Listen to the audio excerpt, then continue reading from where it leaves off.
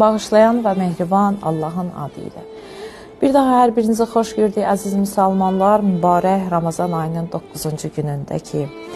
Ramazan ayı elə bir aydır ki, insan dediyi ruhən, mənəm paklanır. Və hədis və rəvayətlərdə gəlmişdir ki, Ramazan ayında şeytan zəncirlənər. Bəs şeytan zəncirlənirsə, həqiqətənmi insan günahdan uzaq durur Ramazan ayında? Bəs insan həqiqətənmi şeytanın hilələrindən amanda qalır? Baxın, şeytanın hilələri insanı il boyu aldadır.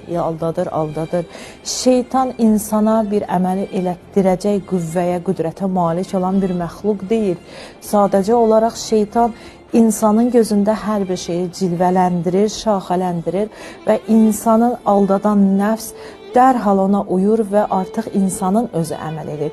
Bəs Ramazan ayında bu necə olur? Baxın, nəfsin hilələri hər zaman öz işini görür ki, amma bunlarla mübarizə yolları vardır.